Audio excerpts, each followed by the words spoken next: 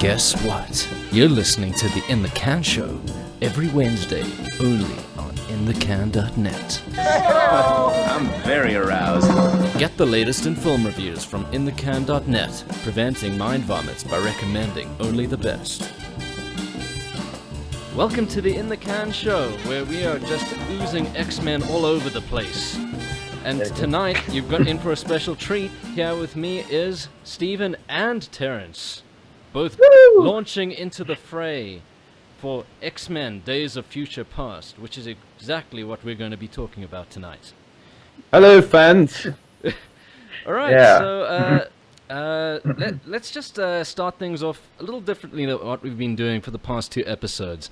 We usually just talk about movies and kind of review them together, and just to throw something interesting into the mix, tonight we're going to be talking trivia, and we're going to be doing a head-to-head with Stephen and Terrence. Who is the bigger X-Men geek? Ah. And you should have told me, Joel. This would have made an excellent drinking game. Rest assured, I had enough drinks before the broadcast. So the questions aren't going to be too hard, but you never know when they're going to show up. So 3 questions, and we'll just play along from there. But let's just get the podcast started now. So, opinions?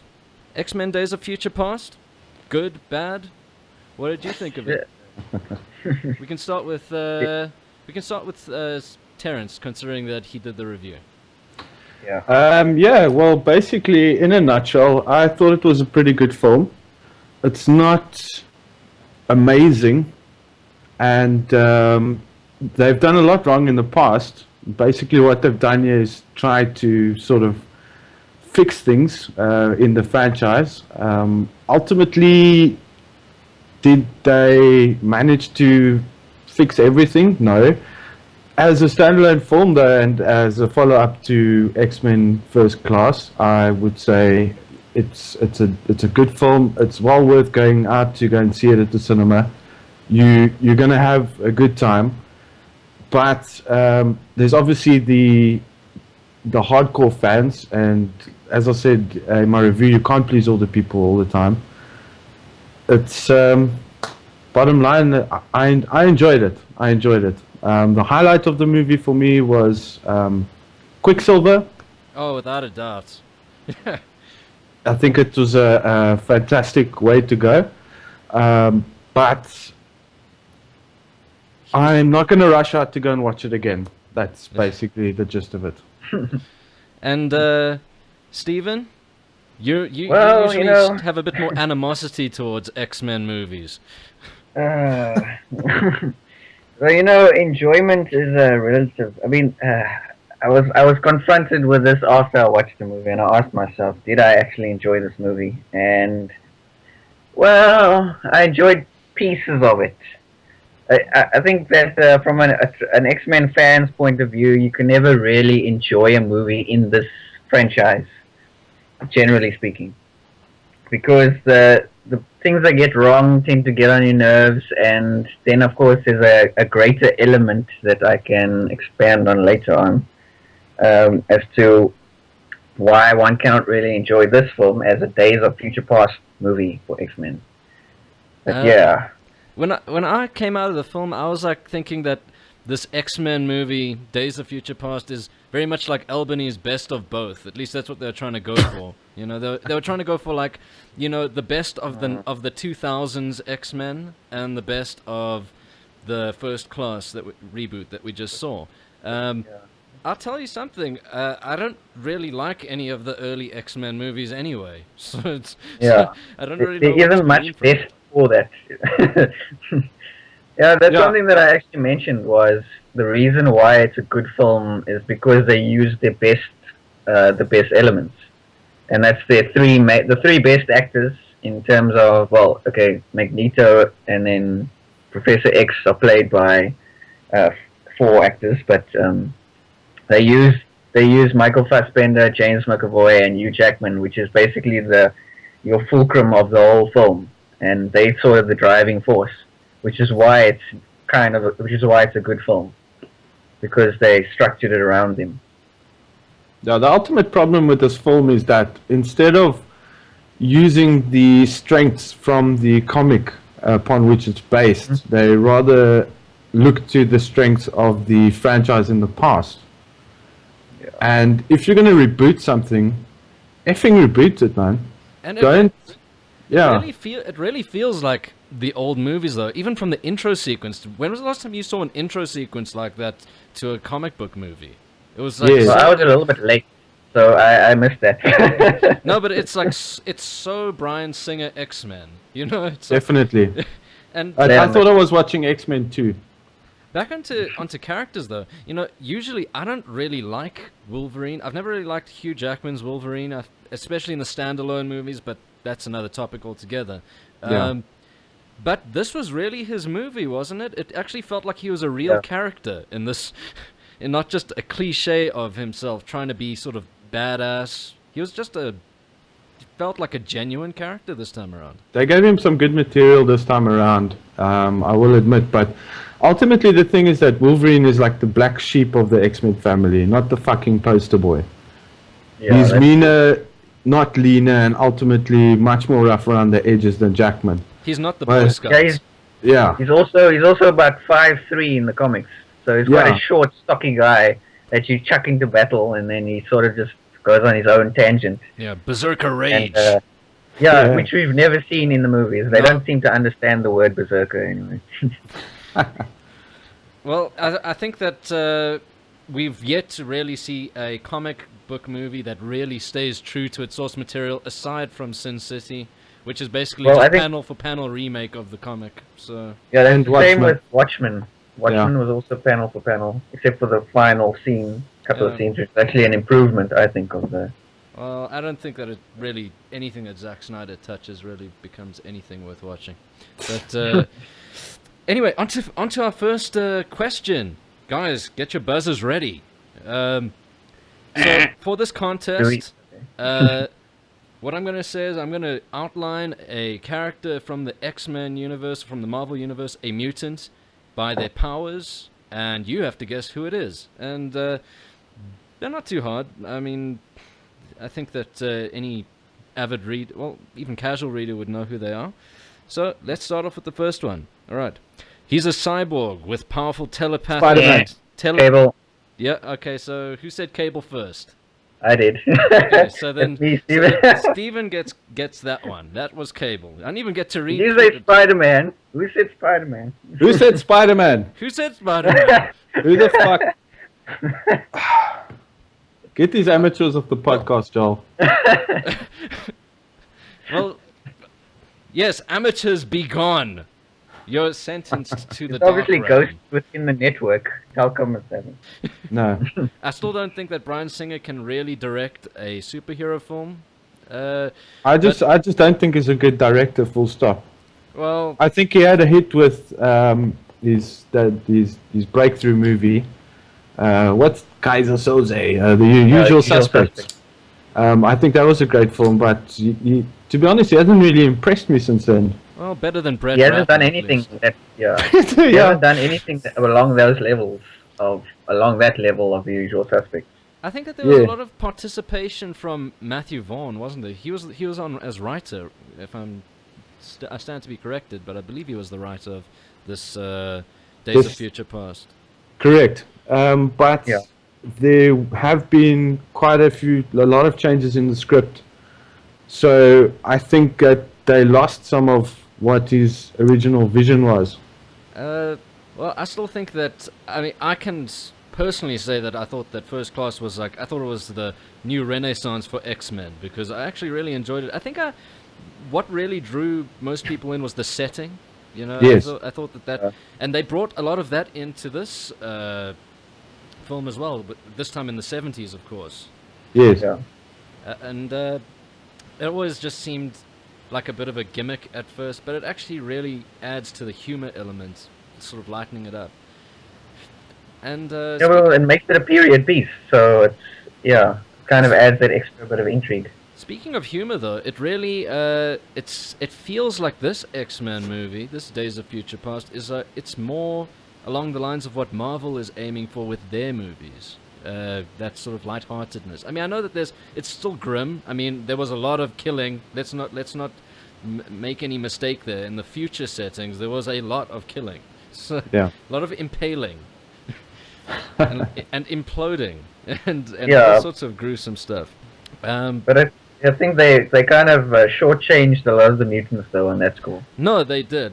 I think that is one place where everybody agrees is that a lot of the sort of new mutants that they brought in, they just didn't really get a good showcase. Yeah. No. I was ultimately disappointed that they didn't flesh the character of Bishop out a lot more. No, of course. That is what pissed me off the most. Because Yeah. I like Bishop. And I thought it was a great choice in terms of the actor that they chose for him. I thought Yeah, he has a great exactly. screen presence, but much like a lot of other people in this film, they ultimately let down by the script. But on the other hand, they're also juggling a lot of elements here, and it's a team movie. It's not, some people aren't going to get their just desserts, And of course there was the obligatory end of the movie climactic battle, as we've seen so many times before. Wasn't much of a Yeah. climax, actually. That one in the future setting was kind of odd. I don't know, it just didn't seem right to me, the whole ending battle that they had. Yeah, it just seems like they were heading towards something, and they had to sort of add in elements that they've already used, so they just sort of patched it up at the end. I don't know. And they also like Magneto picking up a stadium. I suppose they needed like a draw card to get the people into the cinemas, So Yeah, let's have painful, this cool guy pick trailer up element. a fucking baseball stadium. It would have been better if there were actually people in there. That would have been cool. Just people plummeting to their death in an X-Men movie. Do it Yeah, this properly, is another aspect that I on the train of thought of shortchanging mutants. I mean, Beast. This is probably the weakest Beast I've ever seen. Yeah. I mean, Beast is actually supposed to be able to have like the superhuman strength that he can pick up 50 tons. I mean, he's not the strongest mutant out there. He's not as strong as Superman or whatever, but he can pick up quite a lot of things. And he couldn't pick up a piece of scaffolding off when Professor X was lying under the piece of.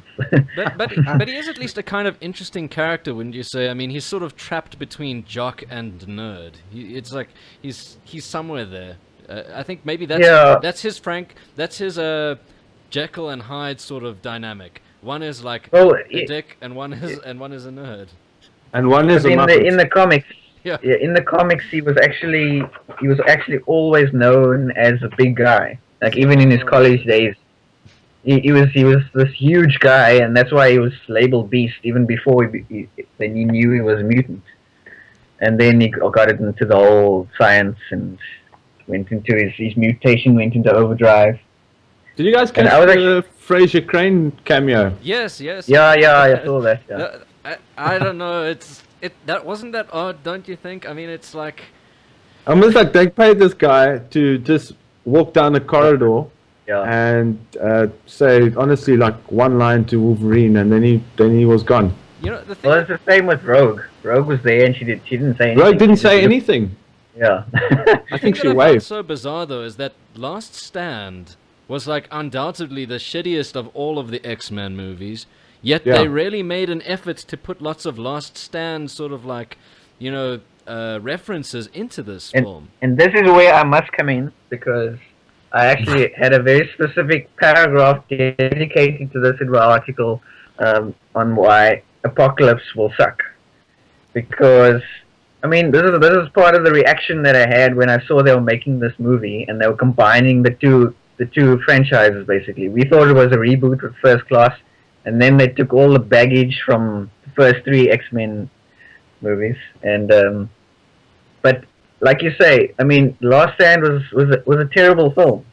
But then they're bringing all these elements and they're basically rebooting it, throwing you back in time into the early 2000s, into that universe, and now we're gonna sit with that. And that's the problem with the teaser, because for everybody that stays past the credits, you see your first look at Apocalypse, which will be presumably the next villain. But there's no way that Apocalypse will in any way affect the past X-Men, the First Class X-Men era. It's Yeah. So Basically, we're not going to see they've ditched- McAvoy and No. Fassbender. Yeah, have them come they've back. ditched basically. their best elements, Yeah. which That is just- the that's yeah, just a head it makes scratcher no right sense. there. I So mean, they're going to go back in time, bring Fassbender and the young Professor X forward in time to to defeat Apocalypse. to defeat Apocalypse when he's born, because they need to go to Africa, and then Yeah, it could work. Oh, well, actually. that'll be the shortest movie ever. Yeah, yeah, well, kill the gee, baby. The X-Men, baby killers. That's what what it'll be called, not Apocalypse, just baby. I'd pay to see that. Yeah, I'd buy that for $1, maybe. I think that So- that Fox has got enough to work with. I mean, they've got enough fixing to do. But I think that they made a good step with this. You know, it's not But first they've class also level. it's a good step, but it's also a strange Yeah, step it's a because they strange- now brought all the old bad elements back, It just I seemed which like nobody wanted. a lot of fan service. You know. My biggest problem is that Cyclops is the leader of the X-Men, right? Yes. But in these films, he's just made out to be a pussy.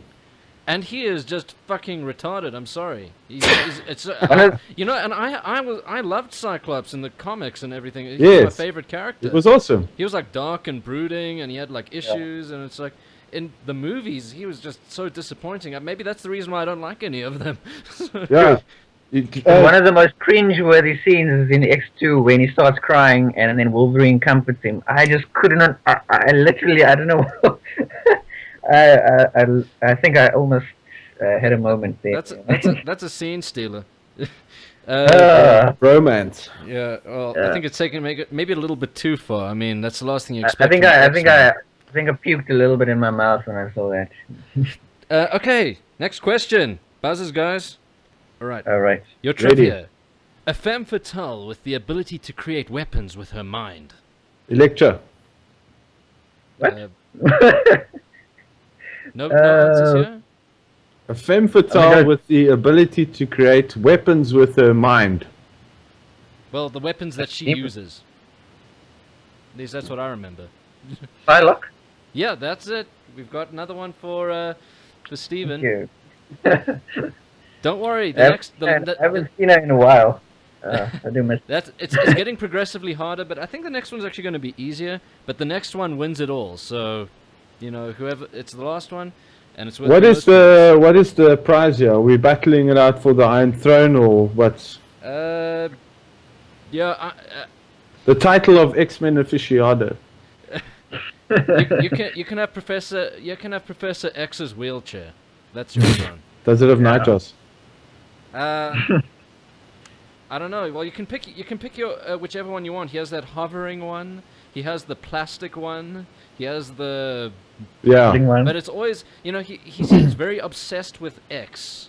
You know, it's like Yeah. everything has to be X. It's an X fetish. It's like when young Professor X goes to use Cerebro in the movie, and it's like this blue X goes over his face, and it's like, yes, we know That's that your convenient. surname begins with an X, just the same as the X-Men begins with X, and everything else that we see in the universe. One thing I wanted to bring up is we've seen Days of Future Past we've seen it on screen, at least on TV screens in cartoon form, a number of times now. Do you think that the film stacks up to anything we've seen before? Personally, No. I really liked X-Men and Wolverine and the X-Men, the way that they handled Days of Future Past with that. I mean, the whole... That animated series. Yeah, I thought that was fantastic. Yes, I also enjoyed that series. I thought it was very good. And it just got cut off. It was cancelled. They cancelled it. And this is the problem. Avengers also had a really good TV series. It's Mightiest Heroes. Oh, yeah, I remember. And then when Disney took over, they did their own version of it, rebooting that ongoing animated series. And it's shite. They They were going strong and they cut it off. And they also cancelled Spectacular Spider-Man, so they just cancelled. Another really good series that was just cut off. No, it's just I just don't understand. But still, we've seen Days of Future Past done better. That's Yeah. that's the point that I'm I trying think to make. it's Yeah. because they've basically reduced it down to one film when it's actually a saga.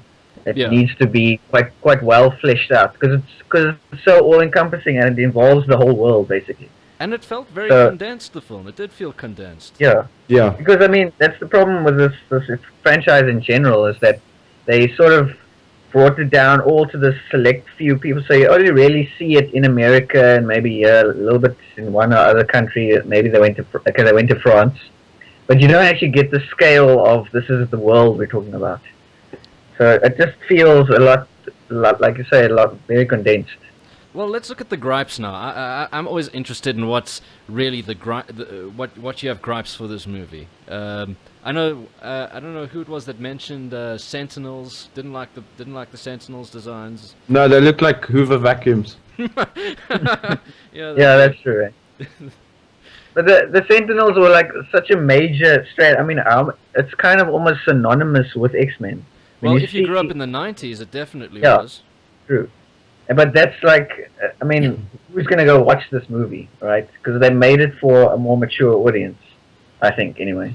That's what I think they're Yeah. trying to Well, go for. there was a fair bit of potty mouthing in the Yeah, in it. there was one or two F-bombs, and then, yeah.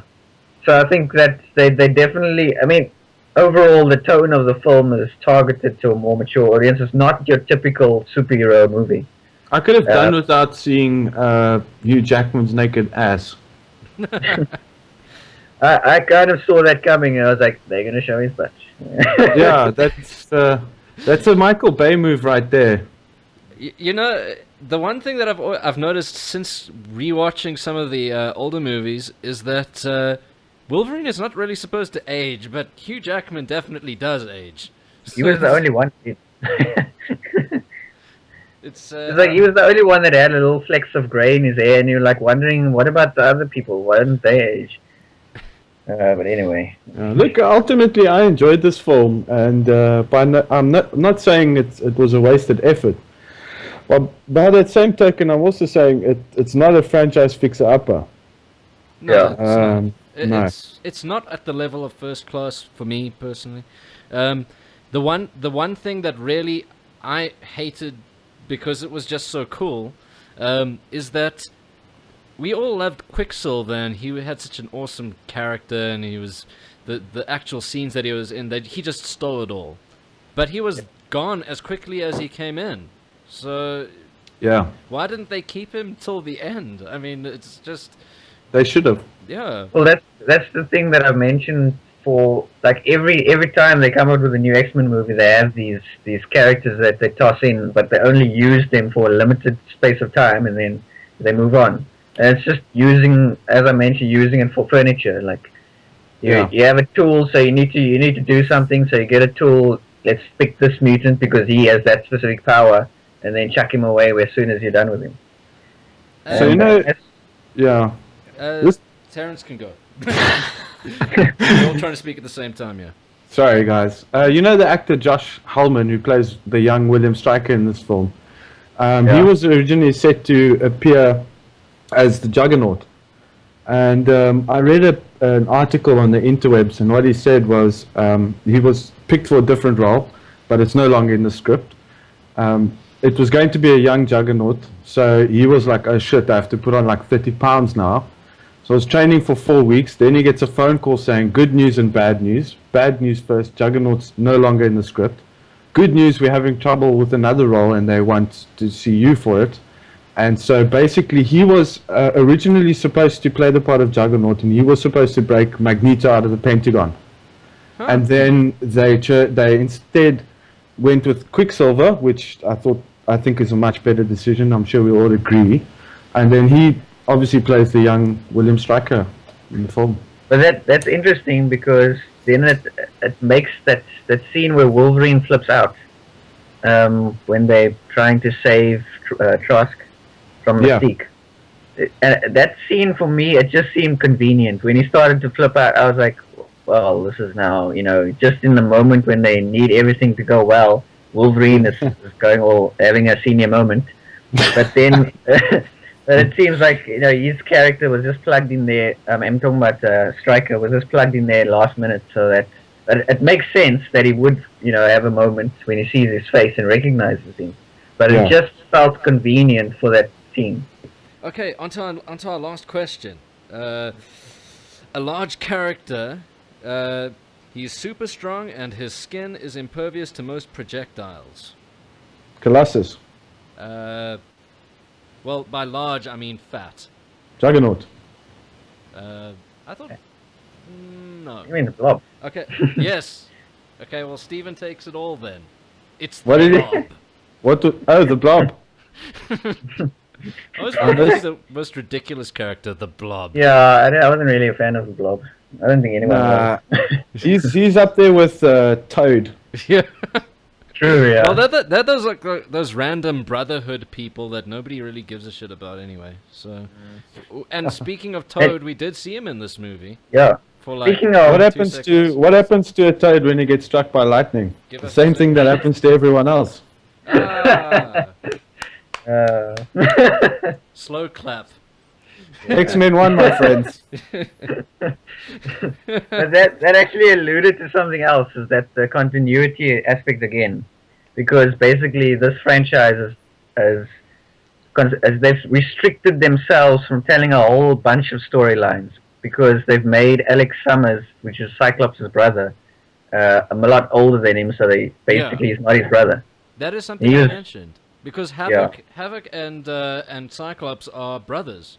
Yeah, But it's they like have this Cyclops- immense storyline and rivalry that is like spans volumes that is now never going to be explored.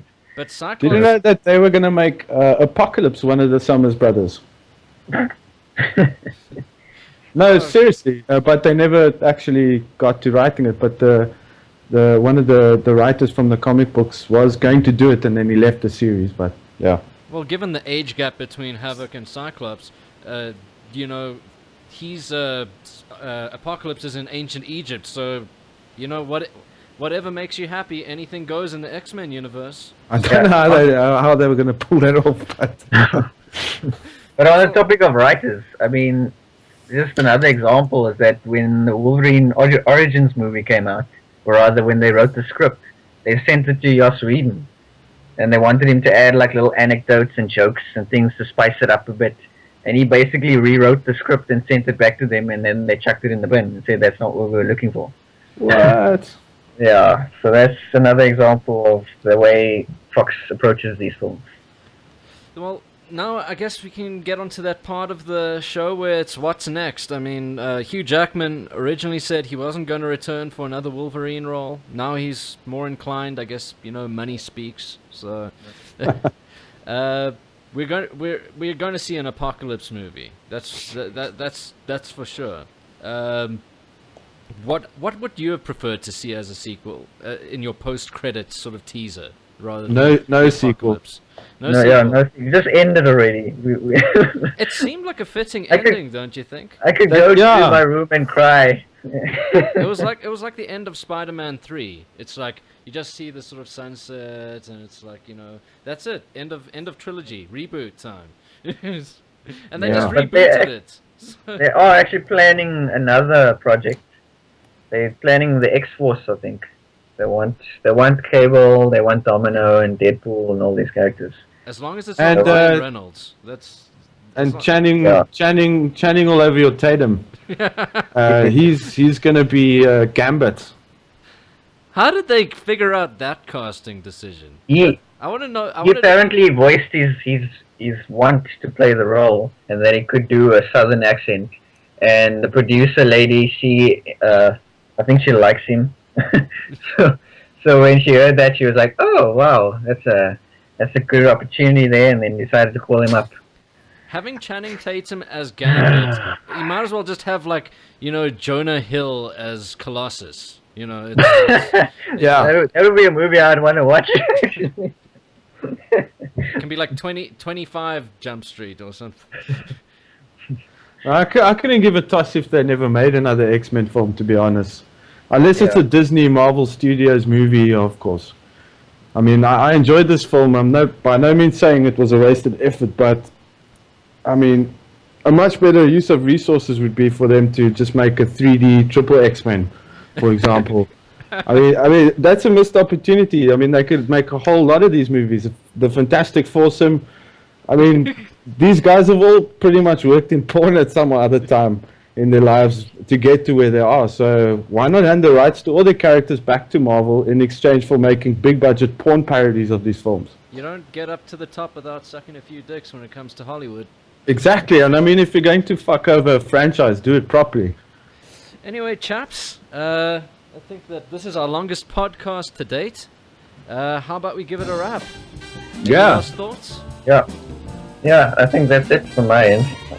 Yeah, stay tuned to In the Can for Alright. some more sexy reviews, and follow us on Twitter at In the Can. There's a lot going on our Twitter page. We're over 5,200 followers. Thank you very much for everyone who's following us on Twitter. Yeah, and I'll personally thank you, all of the fans, for all of your support that you've given us. We couldn't have done it without you. And just check us out, Google+. Any of you following us on that yet? It's there. Tumblr, Facebook, Twitter, at In The Can. Subscribe to our YouTube channel. And as always, stay tuned.